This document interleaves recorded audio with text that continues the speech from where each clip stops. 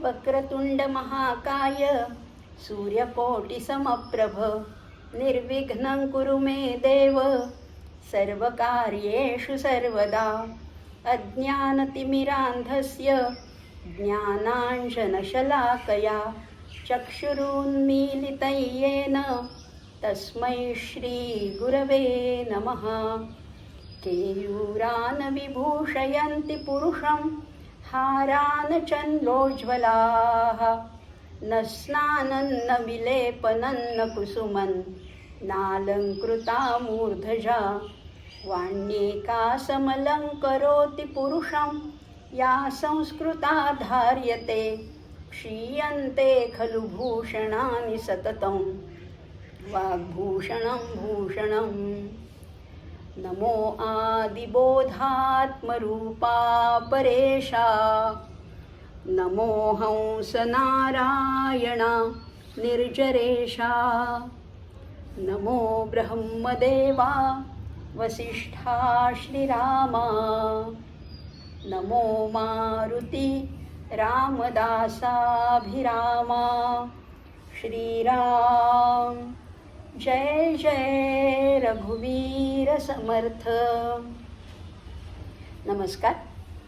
आपण मनोबोध चिंतन करतोय। मनाच्या श्लोकावरचं हे चिंतन आपलं सुरू आहे। मागच्या भागामध्ये आपण फक्त प्रस्तावनाच पाहिली, पण नेहमीच आपलं असं ठरलंच आहे की आधी मूळ त्याची बैठक पक्की झाल्याशिवाय मूळ विषयाला हातच घालायचा नसतो। बैठक पक्की व्हायला पाहिजे। म्हणजे कशी आहे तर हे सगळं जे आहे ना याची प्रस्तावनाच फार महत्त्वाची आहे। आपल्याला पहिल्यांदा मनाचे श्लोक म्हटल्यावर वाटतं की ते काय लहान मुलांचे, पण मागच्या वेळेला आपण पाहिलं ते लहान मुलांचे शाळकरी वयात पाठ करण्याचे श्लोक नाही आहेत। पाठ तेव्हा करायचं, पण अर्थ जरा प्रौढपणी जरा कळायला लागल्यावर त्याचा अर्थ समजून घ्यायचा। असं केलं तर ते मनाचे श्लोक निश्चितच आपल्या मनावर ठसत जातील। खरं सांगू का, मनाचे श्लोक कसे आहेत ते जणू काही स्वच्छ शीतल मधुर जलाचं असं अथांग असं सरोवर आहे। तुमच्याकडे जेवढं भांडं असेल ना तेवढं त्याच्यातनं पाणी घेऊन जा, तरीसुद्धा ते सरोवर तसंच राहणार आहे, कारण ते अथांग आहे, ते दैवी आहे।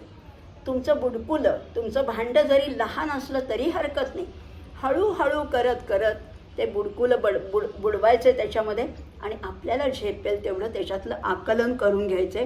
असा हा मनाच्या श्लोकाचा जो आपण चिंतन करतोय, हा अभ्यासाचा जो विषय आहे तो असा आहे। आपल्याला जेवढं झेपेल तेवढं घेऊ शकतो, नाहीतरी इथे काही कठीण नाहीच आहे।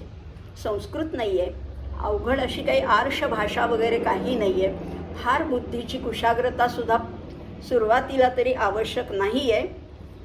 आणि खरंच आहे, एरवी काय असतं, बाकीच्या ग्रंथामध्ये कुठल्या तरी गुरूंनी आपल्या शिष्याला उपदेश केलेला असतो। अगदी योग वासिष्ठामध्ये वसिष्ठांनी श्रीरामाला उपदेश केला आहे, किंवा भगवद्गीतेमध्ये श्रीकृष्णाने अर्जुनाला उपदेश केला आहे। इथे काहीच नाही आहेत। इथे ना गुरु आहे ना शिष्य आहे। गुरुही आपलंच मन आहे आणि शिष्यही आपलंच मन आहे, आणि बोध केला आहे तो मनाला बोध केला आहे, मनाला समजावून सांगितलं आहे।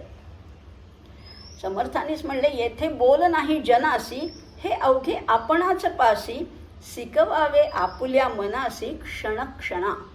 केव्हा शिकवायचे? फक्त मनाच्या श्लोकाचं पुस्तक हातात घेतलं की नाही, क्षणक्षणा आपल्या मनाला शिकवायचे।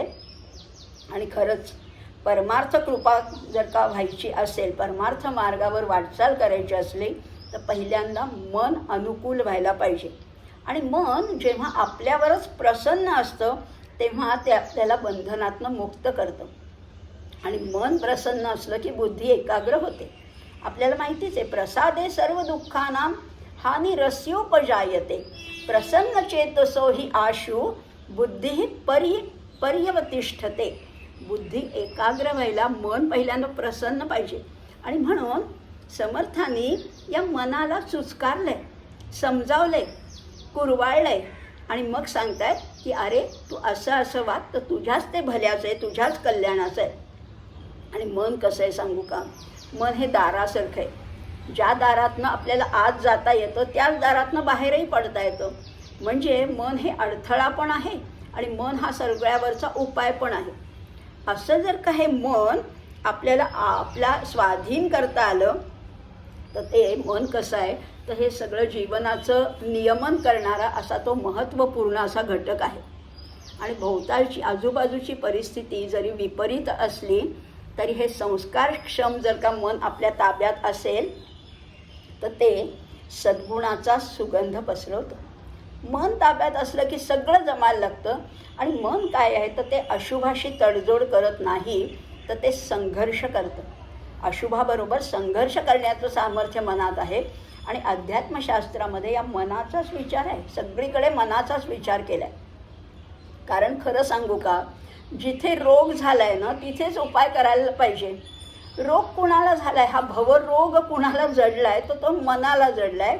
आणि या मनावरच मग काहीतरी औषध शोधायला पाहिजे, उपाय शोधायला पाहिजे. आणि हे मन कसं आहे, तर ते देहात अडकून काय झाले, ते संकुचित झाले, ते आकुंचित झाले, ते मर्यादित झाले. म्हणून पहिल्यांदा काय करायचं, या मनाचा संबंध त्या भगवंताशी जोडायचा आहे, परमेश्वराशी जोडायचा आहे. पहिल्यांदा एक खूणगाठ मनाशी बांधायची आहे की मी या देहाचा नाही आहे, मी त्या रामाचा आहे. अशी मनाची दृढ धारणा केली की या धारणेच्या अभ्यासालाच समर्थांनी म्हटलेलं आहे भक्तिपंथ. हाच तर भक्तिपंथ आहे. आणि या भक्तिपंथावर काय काय आपल्याला साध्य होतं बघूया आपण. या भक्तिपंथावर काय काय साध्य होणार आहे. आणि हे सगळे मनाचे श्लोक सोपे असले, सोपे वाटत असले तरी लक्ष देऊन ऐकायचे. माऊलींनी सुद्धा सांगितलंय, तरी अवधान एकले दीजे मग सर्व सुखासी पात्र होईजे, हे प्रतिज्ञातर समर्थांची उघड ऐका. हे तुम्ही समर्थांचं वचन उघड लक्ष देऊन डोळे उघडे ठेवून हे ऐकायचे असं सांगितलेलं. या मनाला काय करायचे, खरं सांगू का, मनच अडथळा आहे. आत्ताच आपण म्हणलं मनच अडथळा आहे. तर अध्यात्मामध्ये या मनाचा फार अडथळा येतो. आपण ध्यानधारणा करायला बसलो, अभ्यास करायला बसलो की मन फार सैराट कुठेतरी धावत असतं. पण ह्या मनाला, हे मन अडथळा आहे. मग काय करायचं या भक्ती पंथामध्ये, या अध्यात्म मार्गामध्ये करायचं काय, तर हे मन नाहीसं करायचं. हे मन नाहीसं करायचं. आता नाहीसं कसं काय करणार, ते आहेच ना, ते वायुरूप आहे, आमच्यामध्ये ते आहे, सापडत नाही पण ते आहे. एवढं आम्हाला जाणवतं की माझं मन असं सांगतं, माझ्या मनाला असं वाटतं. हे मन आहे, तर ते नाहीसं कसं करायचं, तर त्याला फक्त आणि फक्त वर्तमान काळात राहायची सवय करायची. बघा ना, मन दोन ठिकाणी रमतं. एक तर भूतकाळात रमतं, मागे 25 वर्षापूर्वी असं झालं की मागच्या वर्षी मी असं म्हटलं होतं, पुढे मी असं करीन. एक तर भूतकाळ नाही तर भविष्यकाळ. हे मनाचं खेळणं आहे. मनाला फार आवडतं भूतकाळात रमायला, नाही तर भविष्यकाळाची स्वप्न रंगवायला. त्याला सारखं ओढून आणायचं. एखादा व्रात्य मुलगा कसा असतो, खोडकर मुलगा, त्याला सारखं आई धरून आणते, तसं या मनाला सारखं धरून आणायचं आणि वर्तमान काळात ठेवायचं. आणि वर्तमान काळ म्हणजे कुठला, तर आत्ताचा क्षण. हा आत्ताचा क्षण पकडता आला की हे मन अदृश्य होऊन जातं. म्हणजेच काय होतं, त्यावेळेला मनाचं अमन होऊन जातं. अमन फार सुंदर हिंदीमध्ये शब्द आहे. शांतीला अमन म्हटलेलं आहे. पण खरंच हे अमन जर का झालं तर ती शांतीसुद्धा आपल्याला निश्चितपणाने प्राप्त होईल. या मनाला काय करायचं सांगू का, मन कसं आहे, mind is a good servant but bad master. मन हा नोकर म्हणून चांगला आहे, साधन म्हणून चांगला आहे, पण त्या मनाला सगळं साम्राज्य देऊ नका. He is a bad master. मालक म्हणून तो अतिशय वाईट आहे. त्याला नोकरासारखं वागवा, स्वामीसारखं वागवू नका. आणि नोकरसुद्धा कसा आहे, आज्ञाधारक नोकर हवा आहे. या मनाने त्या आत्म्याचं, त्या बुद्धीचं ऐकलं पाहिजे, असं पाहिजे. खरं सांगू का, कठोपनिषदामध्ये एक मंत्रच आहे. या मनावर म्हणा किंवा एकूण ह्या शरीराला रथाची उपमा दिली. हे सगळं संपूर्ण शरीर आहे ना, त्याला रथाची उपमा दिली. काय म्हटलंय बघू आपण कठोपनिषदामध्ये, इंद्रियाणी हयान आहुहू. नाही, पहिल्यांदा म्हटलं आत्मानं रथिनं विद्धी शरीरम रथमेवच. आत्मा आहे ना जो, तो ह्या रथाचा मालक आहे, स्वामी आहे. आणि शरीर आहे ते रथ आहे. शरीरम रथमेवच बुद्धिं तु सारथी विद्धी. आणि बुद्धी आहे ती याची सारथी आहे. सारथी म्हणजे जो चालवणार आहे ना रथ, तो आहे. आणि मनः प्रग्रहमेवच. आणि मन कोण आहे? तो मन त्याचा लगाम आहे, त्याचा चाबूक आहे. त्या घोड्यांना ताब्यात ठेवणारं मन आहे. पण हे मन सुद्धा फितूर होऊ शकतं बरं का. मन त्या घोड्यांबरोबर भरकटत सुद्धा जाऊ शकतं. या मनाने नीट लगाम घातला नाही तर हे घोडे कोण आहेत? तर त्याच्यात सुद्धा पुढे सांगितलंय, इंद्रिय आणि हयान आहुहू. इंद्रिय ही हय आहेत म्हणजे घोडे आहेत. विषयांतेषु गोचरान. आणि विषय हे त्याचे रस्ते. इंद्रियाचे घोडे विषयाच्या रस्त्यावरनं भरधाव सुटलेले आहेत. पण कोण आहे? आत्मेंद्रिय मनोयुक्तम भोक्ता इत्याहुः मनीषिणः. आत्मेंद्रिय मनोयुक्तम, आत्मा, इंद्रिय आणि मन असलेला जो जीवात्मा आहे तो ह्याचा भोक्ता आहे, तो बसलाय आरामात. इत्याहुः मनीषिणः असं विद्वान लोकांनी सांगून ठेवलेले. आता हे रूपकच जर का आपल्याला आणखीन पुढे न्यायचं झालं तर मन जरी लगाम असलं तरी आत्ताच म्हटलं तसं मन फितूर होऊ शकतं. मन त्या घोडे जसे भरकटतील, आणि घोडे कसे जरी विषयाच्या रस्त्यावरनं धावत असले तरी त्याला आडमार्ग फुटतात. इकडे जाऊ का तिकडे जाऊ, घोडा जसं कुठे हिरवं गवत दिसेल तिथे घुसतो, तसे हे इंद्रियसुद्धा घुसू शकतात. त्याला मनाचा लगाम पाहिजे. पण मनाचा लगाम कुणाच्या हातात पाहिजे? तर तो बुद्धीच्या हातात पाहिजे. बुद्धीस्तु सारथी एव. बुद्धी ही सारथी आहे. ती जर का बुद्धीचं मनाने ऐकलं तर मन बरोबर योग्य रीतीने वागतं. मन काय करतं? मन आपलं जस्टिफिकेशन द्यायचं असतं. नुसतं जस्टिफिकेशन देऊन थांबत नाही तर ते ग्लोरिफिकेशनसुद्धा करत असतं आपल्या कारणांचं. सबबी द्यायला फार मन हुशार आहे. कोणी समजा पेढा दिला तर मन म्हणतं की हां काय हरकत नाही, कोणीतरी प्रसादाचा पेढा दिला खायला हरकत नाही. पण बुद्धी बरोबर सांगत असते. बुद्धी म्हणते नको खाऊ पेढा, तुला डायबेटीस आहे, नाही खायचा. पण मन त्याच्यावर आणखीन मात करतं आणि म्हणतो नाही नाही, त्याने प्रसादाचा दिलाय तो खायलाच पाहिजे. असं मन काहीतरी सबबी सांगत असतं. मन स्वतःला भुलवत असतं आणि त्याला भुलायचं नाही. त्याच्यावर बुद्धीचा कंट्रोल हवा, बुद्धीचा संयम हवा. बुद्धी सांगेल तसंच खरं तर मनाने ऐकायला पाहिजे. आणि जसा हा रथ जाईल तसे आत बसलेल्या त्या आत्म्याला, त्या भोगत्याला सुख दुःख लाभत असतात. त्यामुळे बुद्धीला सारथी करायला पाहिजे असं याच्यात सांगितलंय. मनाचं सारखं ऐकायचं नाही, ऐकायचं मनाचं पण किती? बुद्धीच्या कसावर उतरेल तेवढंच. मन एव मनुष्याणाम कारणम बंध मोक्षयोः. बंधात टाकणारंही मन आहे आणि मोक्षापर्यंत नेणारं सुद्धा मन आहे. आणि म्हणूनच समर्थांनी मनाला उपदेश केलेला आहे. आपल्याला नाही केलेला, मनाला उपदेश केला आहे. आणि मनाला सांगतायत की तू मना ऐक. आणि मनाला सारखं कुरवाळावं लागतं, गोंजारावं लागतं, त्याला समजून सांगावं लागतं. असं हे सगळे मनाला जो उपदेश केला तेच हे मनाचे श्लोक आहे. म्हणजे बघा, तुम्ही म्हणाल की बंधनातही टाकणारं मन आणि मोक्षातही टाकणारं मन कसं काय? तर एकच किल्ली असते. आपण कुलूप लावून जेव्हा बाहेर जातो तेव्हा किल्ली डावीकडे फिरवतो आणि मग ते कुलूप लागतं. जेव्हा आपण बाहेरून घरी येतो तेव्हा तीच किल्ली उजवीकडे फिरवतो की तेच कुलूप उघडतं. तसंच आहे, मन ही किल्ली आहे.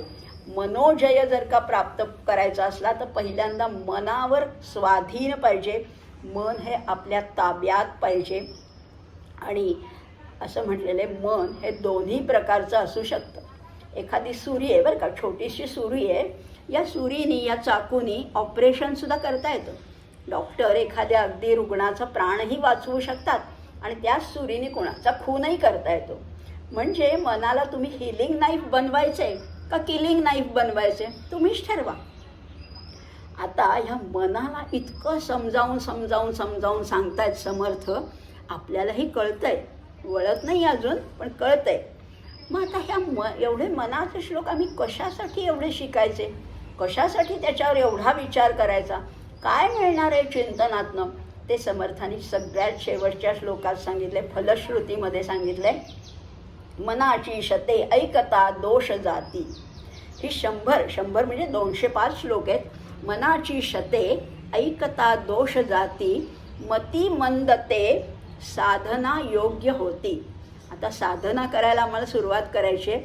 आम्हाला काहीच बुद्धी नाही हो, आमच्याकडे काही नाही, व्युत्पत्ती नाही, व्यासंग नाही, ग्रंथ पठण नाही, काही आम्हाला येत नाही आहे.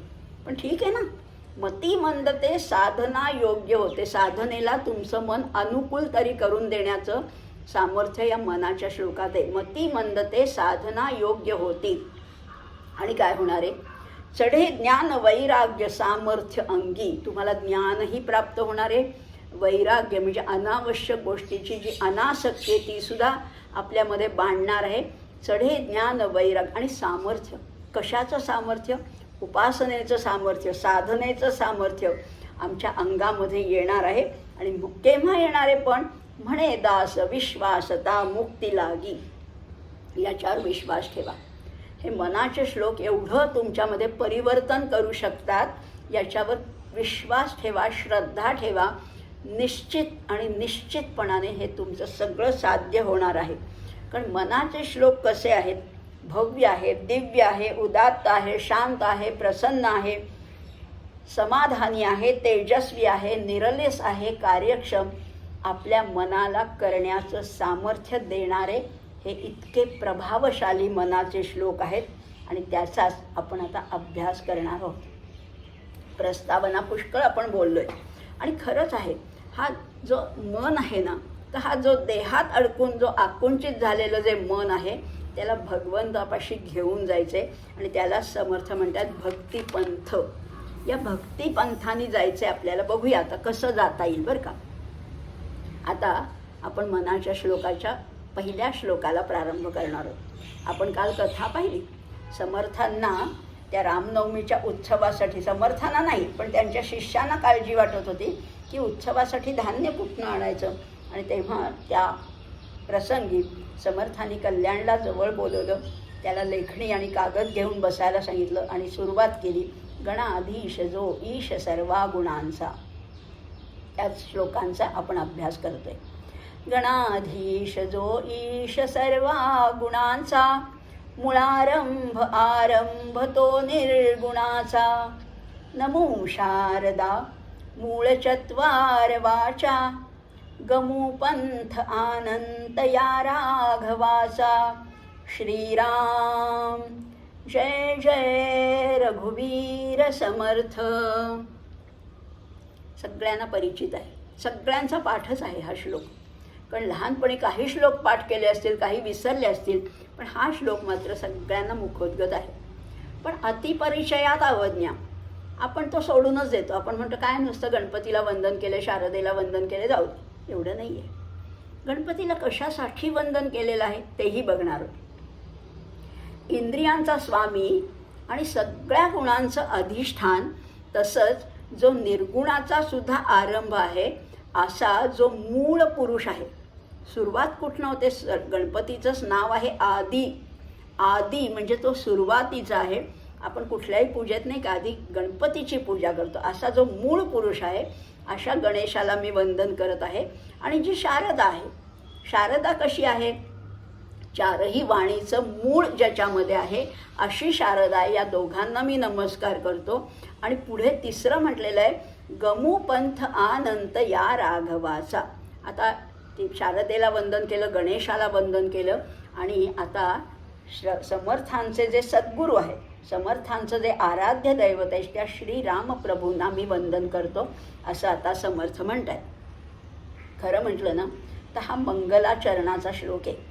मंगलाचरण कुठल्याही ग्रंथाला, कुठल्याही व्याख्यानाला, कशालाही, कुठल्याही कार्याला सुरुवात करण्यापूर्वी मंगलाचरण असतो. अगदी उपनिषदाच्या प्रारंभी सुद्धा शांती मंत्र आहे.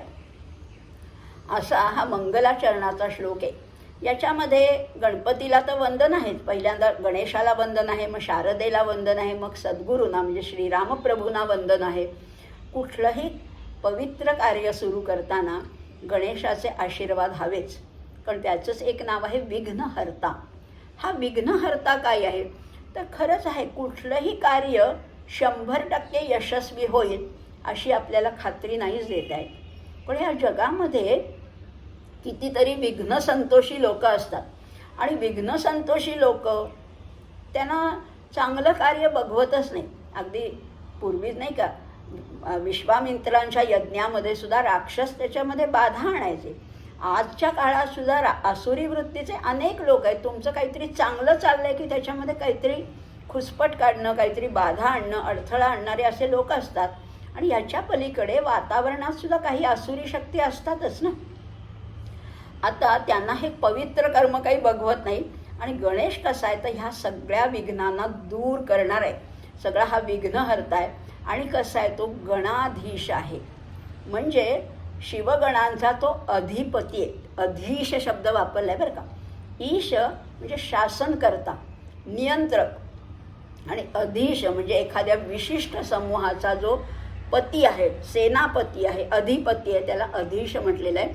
असा हा शिवगणाचा अधिपती आहे, गणाधीश जो ईश सर्व गुणांचा. तो कसा आहे तर सगळ्या गुणांचा तो अधिपती आहे आणि तो स्वतः ओंकार स्वरूप आहे.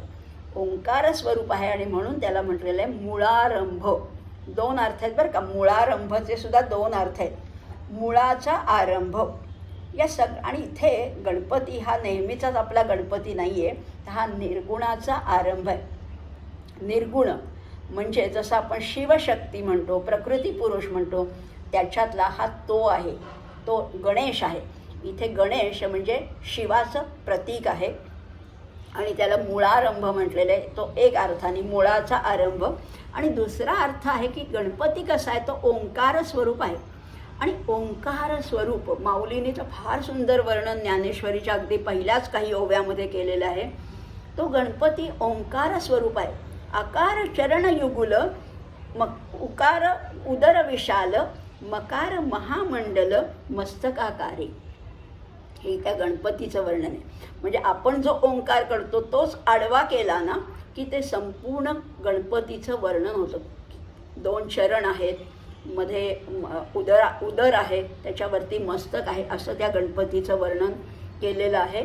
तर त्या आणि या दुसरी गोष्ट म्हणजे या गणपतीपासनं, या ओंकारापासनं संपूर्ण मुळाक्षरं झालेली आहेत.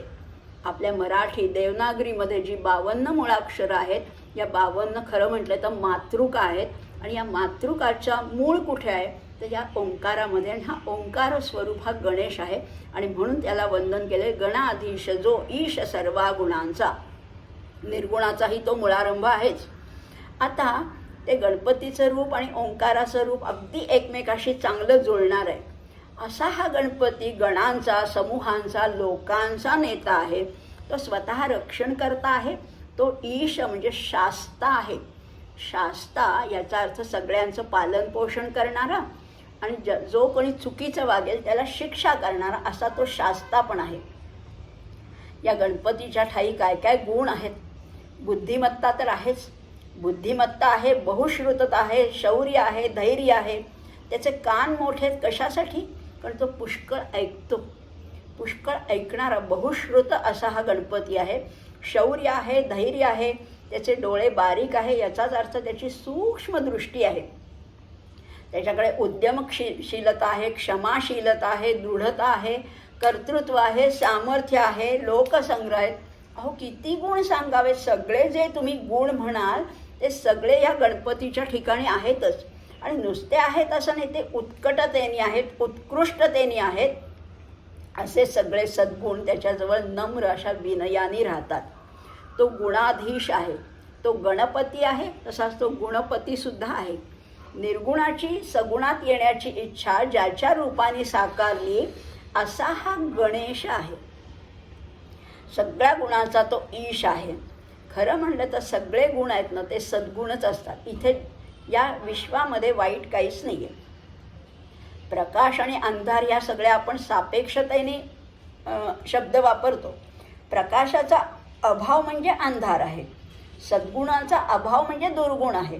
पण दुर्गुण असे काही अस्तित्वातच नसतात. इथे सद्गुण संस्कार जिथे कमी पडतात तिथे दुर्गुण उफाळून उठतात असंही म्हटलेलं आहे.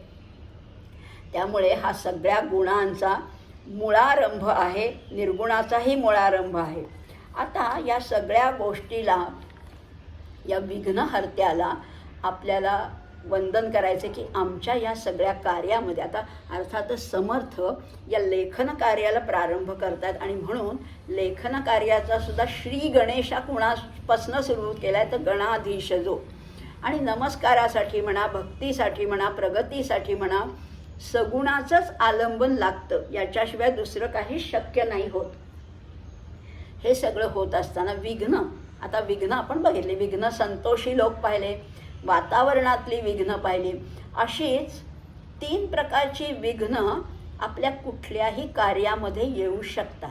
कुठलंही कार्य, व्यवहारातलंही तुम्ही कार्य केलात तरी 3 प्रकारची विघ्न त्याच्यामध्ये येऊ शकतात. ती कुठली विघ्न आहेत ते बघूया आपण, आणि त्या विघ्नाचं हा गणपती कसा निवारण करतो हेही बघूया बरं का. प्रयत्न, काल आणि दैव ही 3 विघ्न येऊ शकतात. कशी काय? काल, काल हे मोठंच विघ्न आहे खरं म्हटलं तर. बघा ना, आपण व्यवहारातही बघतो की आपण एखादं काम करायला बाहेर पडतो, घराच्या बाहेर पडतो, 2-4 कामं घेऊन जातो की हे बँकेत हे पैसे भरायचे, हे बिल भरायचे, ह्यांना भेटायचे, त्यांना अर्ज द्यायचा, काहीतरी 4-5 कामं घेऊन जातो. एखाद्या दिवशी आपलं एकही काम होत नाही, काहीच होत नाही. आपण गेलो तर नेमकं त्यांचा लंच आवर असतो, जे साहेबांना भेटायचं असतं ते रजेवर असतात, एक पण काम धड होत नाही. आणि एखाद दिवशी आपण काहीतरी 2 तासाची मर्यादा ठेवून 4 कामं करायला जातो, तर आपली पटकन 1 तासाभरातच सगळी कामं पटापट होतात. पार्किंगला जागा मिळते, तो अधिकारी उपस्थित असतो, तो लगेच हसतमुखाने आपलं काम लगेच करतो. असं होतं की नाही? कधी कधी होतं आणि कधी कधी का नाही होत? कारण त्यावेळेला काळ अनुकूल नसतो. कधी कधी काळ अनुकूल, आणि काळ अनुकूल असेल तर सगळी कामं पटापट होतात. आता हा काळ अनुकूल आहे का नाही हे कसं बघायचं? प्रत्येक वेळेस काय आम्ही पंचांग बघून नाही बाहेर पडणार ना. प्रत्येक वेळेस शुभ काळ आहे का वगैरे आम्ही नाही बघणार. आणि म्हणून या गणपतीला वंदन केलं की बरोबर तो आपल्याला तशीच बुद्धी देतो की शुभ काळ असेल तेव्हाच आपण बाहेर पडतो आणि सगळी कामं करून परत येतो. हे झालं काळाचं. दुसरी गोष्ट आहे प्रयत्न. प्रयत्नसुद्धा आम्ही भरपूर प्रयत्न करतो. कुठलंही कार्य, परीक्षा असू दे, कुठलं काही अभ्यास असू दे, काही एखादं व्यवहारातलं कार्य असू दे, आम्ही प्रयत्न भरपूर करतो. पण कधी कधी आमचे प्रयत्न चुकीच्या दिशेने जातात. जायचे इकडे आणि प्रयत्न आमचे वेगळ्या दिशेने जातात. मग प्रयत्न आमचे सगळे योग्य दिशेने व्हावेत याच्यासाठी सुद्धा त्यालाच विनंती करायची, आम्हाला काळ अनुकूल करून दे, आमचे प्रयत्न उगीच वाया जाता कामा नये, ते योग्य दिशेने योग्य प्रमाणात व्हायला पाहिजेत, ही प्रार्थना त्याला करायची. आणि तिसरं आहे ते दैव. दैव म्हणजे काय आहे? तर दैव म्हणजे नशीब नाही बरं का. आपण गीतेचं पाहिले, दैवै शैवात्र पंचमम, पण दैव म्हणजे केवळ नशीब नाही, तर दैव ह्याचा अर्थ आपल्या भाषेत सांगायचा झाला तर अननोन फॅक्टर. अननोन फॅक्टर काहीतरी आपल्या कार्यामध्ये अडथळा आणतात, आपल्याला माहिती पण नसतं, पण अशा कुठल्या तरी शक्ती आपल्या कार्याच्या आड येतात आणि ते आपल्या कार्यामध्ये अडथळा ठरू शकतात. म्हणून ते दैवसुद्धा किंवा प्रयत्न, काल आणि दैव या तिन्ही गोष्टी आम्हाला अनुकूल कर अशी त्याला प्रार्थना केलेली आहे. आणि हा विघ्नहर्ता, खरंच आपण गणपतीला नमस्कार करून जर का बाहेर पडलो, त्याचे आशीर्वाद घेतले, तर ह्या तिन्ही गोष्टी बऱ्याच प्रमाणात अनुकूल होऊ शकतात.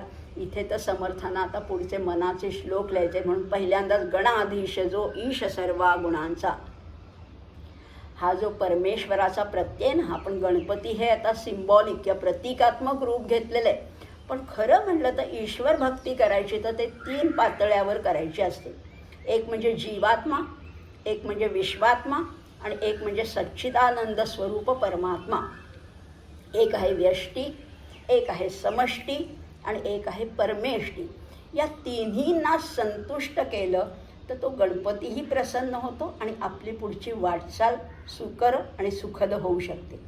जीवात्मा, माझ्यात जसं परमेश्वर आहे तसं याच्यात आहे, तसंच त्याच्यात आहे, तिच्यात आहे, प्रत्येकामध्ये आहे, हा परमेश्वर ओळखायला शिकलं पाहिजे. आणि मग तोच परमेश्वर समष्टीमध्ये पण आहे, म्हणजे हा निसर्गात सुद्धा आहे, आणि तोच परमेश्वर त्या सगळ्या या शक्ती ज्याची आहे, जो सगळ्याला या प्रेरणा देणारा चैतन्य स्वरूप आहे, त्या परमेश्वरामध्ये पण तोच आहे. अशी जेव्हा भावना होते तेव्हाच आपल्या कार्याला एक प्रकारचं मूर्त स्वरूप मिळतं असंही म्हणता येईल. असं हे गणपतीला वंदन केले. गणाधीश जो ईश सर्वा गुणांचा, सगळ्या गुणांचा जो ईश आहे त्याला वंदन केलंय. मूळारंभ आरंभ तो निर्गुणाचा, तो सगुण पण आहे आणि तो निर्गुण पण आहे. आणि संपूर्ण मनाच्या श्लोकामध्ये कधी सगुणाचं वर्णन केलंय, कधी निर्गुणाचं केलंय. असं ह्या दोन्ही अंगांनी समर्थ आपल्याला त्या भगवत प्राप्तीच्या दिशेने घेऊन जात आहे. आणि तिसऱ्या चरणामध्ये म्हटलंय नमो शारदा मूळ चत्वार वाचा. 4 वाणी आहेत बरं का. वाणीच्या आपल्या मुखातून शब्द बाहेर पडतो त्यापूर्वी त्याच्यावर बऱ्याच प्रक्रिया होत असतात आणि शेवटी विद्येची अधिष्ठात्री देवता कोण आहे तर ही शारदाच आहे. आणि इथे शब्द वापरलाय नमू. काय सुंदर शब्द आहे हो. आता गणपतीच्या 2 ओळीमध्ये गणाधीश जो ईश सर्वा गुणांचा मुळारंभ आरंभ तो निर्गुणाचं नुसतंच वर्णन केलेलं आहे. नुसतंच गणपतीचं वर्णन आहे, पण नमन कुठे केलं आहे, वंदन कुठे केले ते आत्ता केले. नमो पण तुम्ही म्हणालो शारदेला वंदन केले, तसं नाही आहे. तसं नाही आहे. नमो हा शब्द आहे तो देहली दीप या न्यायाने आलेला आहे. देहली दीप. देहली म्हणजे काय आहे? दिल्ली नाही बरं का. दिल्लीचा सुद्धा अर्थ तोच आहे शेवटी. देहली याचा अर्थ आहे उंबरठा. देहलीज हा हिंदीतला शब्दसुद्धा देहलीवरनंच आलेला आहे. आणि उंबरठ्यावर ठेवलेला दिवा जसा दोन्ही खोल्यांना प्रकाशित करतो तसा हा नमू शब्द आहे हा गणपतीकडे पण लागू पडतो आणि शारदेकडे पण आहे. त्यामुळे नमू गणाधीश पण आहे आणि नमू शारदा पण आहे. असा दोन्हीकडे वापरता येणारा हा शब्द आहे नमू शारदा. आणि शारदा म्हटलेलं आहे तिला. ती कशी आहे तर ती आदिशक्ती आहे, आदिमाया आहे. तिच्या मागे 4 वाणी आहेत. परा, पश्यंती, मध्यमा आणि वैखरी. परेमध्ये काय आहे तर परेमध्ये फक्त स्पंदन असतं. पश्यंतीमध्ये तिला ध्वनी प्राप्त होतो. मध्यमेमध्ये तिला अर्थ प्राप्त होतो आणि वैखरी त्याच्यातनं तिच्या शब्द रूपाने तो विचार बाहेर पडतो असं म्हटलेलं आहे. ही 4 तिची परिणत अशी स्वरूप आहेत. संकल्प, भावना, विचार आणि शब्द अशा क्रमाने तिच्या या 4ही प्रक्रियांची विभागणी करता येते. आणि शेवटी जशी ती विद्येची देवता आहे तसे ग्रंथलेखन हे सुद्धा 4 स्तरावर घडत असतं बरं का. ग्रंथलेखनसुद्धा त्याच्या मागे सुद्धा 4 गोष्टी आहेत. कुठलंही लिहिताना पहिल्यांदा स्फुरण व्हायला पाहिजे आणि स्फुरण किंवा स्पंदन हे नेहमी नाभीपाशी होतं. त्यामुळे हा ग्रंथ लिहिताना सुद्धा समर्थ म्हणतात की ह्या 4 स्तरावर हे ग्रंथलेखन घडत असतं. आणि म्हणून समर्थ इथे त्या वैखरीला शरण गेलेले आहेत, वाणीच्या देवतेला शरण गेलेले आहेत. आध्यात्मिकदृष्ट्या विचार केला तर गणेश हा ईश्वर आहे आणि शारदा ही माया आहे. मगाशीच आपण पाहिलं ब्रह्म आणि माया, शिव आणि शक्ती, प्रकृती आणि पुरुष किंवा गणेश आणि शारदा ही सगळी त्याचीच रूपं आहेत. तो पुरुष आहे तर ती प्रकृती आहे. शारदा ही ब्रह्माची अभिन्न अशी शक्ती आहे. ब्रह्मामध्येच उदय पावलेली आहे, त्याच्यातनंच उपजलेली अशी ही शारदा आहे. तो कसा आहे, गणेश कसा आहे तो शुद्ध सत्वगुणी आहे. पण शारदा मात्र कशी आहे तर ती त्रिगुणात्मिका आहे. 3 गुण आहेत त्या शारदेमध्ये. सत्व, रज, तम हे 3ही गुण आहेत. शारदा ही त्या ब्रह्माची शक्ती आहे. तिचीच शक्ती आहे, तीच माया आहे, तीच आद्य प्रकृती आहे. आणि तिच्याच हात धरून आपल्याला या अर्थमय जगतामध्ये प्रवेश करायचा आहे. बघा थोडं कठीण आहे. कठीण अशा अर्थाने आहे की ह्या मायेचंच बोट धरून आपल्याला या निर्गुणाच्या प्रदेशामध्ये प्रवेश करायचा आहे. तिच्याच प्रेरणेने या निर्गुणाची ओळखण करून द्यायची. माऊलीने नाही का म्हटलं, बोली अरूपाचे रूप. म्हणजे हे रूप कसं आहे ते अरूप आहे, पण मी ते दाखवीन, मी शब्दाच्या माध्यमातून तुम्हाला दाखवीन. तेच समर्थ इथे म्हणतात. त्या गणेशाचं जे अव्यक्त रूप आहे, गणेश आता आपल्याला माहिती आहे, पण त्याचं जे अव्यक्त रूप आहे ते मी तुम्हाला मायेच्या माध्यमातून तिथपर्यंत नेणार आहे. म्हणून आधी गणेशाला वंदन, मग त्या शारदेला वंदन केलेलं आहे आणि मग या दोघांना वंदन करून आपले जे सद्गुरू आहेत त्यांचे जे सद्गुरू, त्यांचं जे आराध्य दैवत आहे त्या श्रीरामरायांचा स्पष्ट उल्लेख आहे. आणि इथे समर्थ म्हणतात गमू पंथ आनंत या राघवाचा. हा कसा आहे गमू पंथ. गमू म्हणतात बरं का, तुम्ही जा म्हणत नाही आहेत. समर्थांची हीच तर वैशिष्ट्य आहे. हेच तर म्हणजे खरंच त्यांची खासियत आहे की ते असं म्हणत नाहीत की मी ज्ञानी आहे, मला सगळं प्राप्त झालं, आता तुम्ही जा. तसं नाही म्हणत आहे. ते आपल्यासोबत येतात. ते म्हणतात गमू, आपण जाऊया. कुठे जाऊया अनंत. हा पंथ कसा आहे? हा साधा सोपा लहानसा पंथ नाही आहे, तर गमू पंथ अनंत. अनंत आहे म्हणजे हा एका जन्माची ही साधना नाही आहे. एका जन्मात हे साध्य होईल का नाही हेही माहिती नाही आहे. आम्हाला अनंत जन्माची साधना, त्याचं पाठबळ असेल तर कदाचित आम्ही तिथे पोचू शकू. आणि म्हणून समर्थ आपल्या इतके लहान होत आहेत, आपल्याला आपल्यासारखेच होत आहेत. आणि खरंच आहे, लोकसंग्रह करायचा असेल ना तर लोकांमध्ये मिसळायला पाहिजे. फार वेगळं, फार ज्ञानी विद्वान असा काही टेंभा मिरवत नाहीच समर्थ, कधीच मिरवला नाही आहे. कुर्याद विद्वांस तथा सप्तश्चिकीर्षुर लोकसंग्रहम. चार चौघामध्ये तसंच वागायला लागतं. समर्थ आपल्या बरोबरीने येतात आणि मग आपल्याला दिलासा मिळतो नाही का. कुणीतरी जाणकार व्यक्ती आमच्याबरोबर आहे, कुठला तरी वेगळाच प्रवास करायचा आहे, अवघड प्रवास आहे, पण समर्थ आपल्याबरोबर आहेत. गमो पंथ अनंत. आणि ते म्हणतात या राघवाचा. ते त्या राघवाचा म्हणत नाही आहेत. म्हणजे बघा, दुसऱ्या ओळीमध्ये मुळारंभ आरंभ तो निर्गुणाचा, तेव्हा त्या निर्गुण गणेशाचं वर्णन केलं होतं. पण ह्या रामाचं वर्णन करताना ते म्हणतात या राघवाचा. म्हणजे जणू काही समर्थांना तो राम दिसतोय, तो त्यांच्यासमोर उभाच आहे. कारण त्यांच्या सगळीकडे तो रामच होता. अगदी ध्यानात राम, मनात राम, विचारात सगळीकडे रामच होता. आणि म्हणून ते म्हणतात की गमू पंथ अनंत या राघवाचा. आणि हा प्रवास सोपा नाही आहे, साधा नाही आहे, आणि तो दीर्घकाळ चालणार आहे, म्हणून अनंत म्हणतात. आणि गमू पंथ म्हणजे काय आहे? तर आपण सगळेच, आपण प्रापंचिक जे लोक होत ना, आपण सद्गुरूंची स्तुती करतो, त्यांची गीतं गातो, त्यांना काहीतरी भेट वस्तू देतो. पण मुख्य सद्गुरूंना काय आवश्यक आहे, त्यांना काय आवडतं? त्यांना त्यांची स्तुती आवडत नाही, तुम्ही काय पदार्थ नेले ते आवडत नाहीत. ते म्हणतात मी सांगतो त्या मार्गाने तुम्ही जा. आणि समर्थ आपल्याला घेऊन या मार्गावर आता वाटचाल करतायत आणि म्हणतात चला आपण सगळेच जाऊया. गमू पंथ अनंत या राघवाचा. हा राघव इथेच आहे. आणि ह्या मार्गावर हा पंथ जरी अनंत पंथ असला तरी याच्यावर निष्ठेने वाटचाल करायची. जाऊ दे आता कंटाळा आला, हे काही जमत नाही म्हणून मध्येच सोडायचं नाही आहे. निष्ठेने वाटचाल करायचे. इथे कुठला शॉर्टकट नाही आहे, इथे कुठला जवळचा रस्ता सोप्पा असं काहीही नाही आहे. आणि या मार्गावर आपल्याला पोचायला समर्थ आपल्याबरोबर आहे. आणि तिथे पोचलो असं वाटतं कधी कधी आपल्या, आलं जवळ आलं. तसं नाही आहे. तो मार्ग फार मोठा आहे, दीर्घकाळचा मार्ग आहे. आणि हा राघव म्हणजे इथे दाशरथी राम आहे, तसाच तो परमब्रह्मस्वरूपी रामसुद्धा आहे. आणि जिथे जायचं आहे त्याचं शेवटचं जे डेस्टिनेशन आहे, अल्टिमेट डेस्टिनेशन आहे, जणू काही समर्थांना ते दिसतंय. आणि म्हणून ते आपल्याला म्हणतात चला आपण या राघवाच्या पंथाने जाऊया. असा हा पहिला श्लोक. गणाधीश जो ईश सर्वा गुणांचा, मुळारंभ आरंभ तो निर्गुणाचा. नमो शारदा मूळ चत्वार वाशा, गमू पंथ अनंत या राघवाचा. आपणही या मार्गावरचं आता पहिलंच पाऊल टाकलं आहे.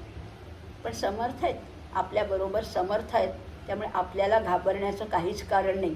जाणकार आहेत, आपल्याला बोट धरून सांगतील. चुकेल, कधी आपण अडखळून पडू, कधी चुकू, पण समर्थ आहेत ही खात्री बाळगूया. आणि या मनोबोध चिंतनाच्या मार्गावर आपणही वाटचाल करूया. इथेच थांबूया. जय जय रघुवीर समर्थ.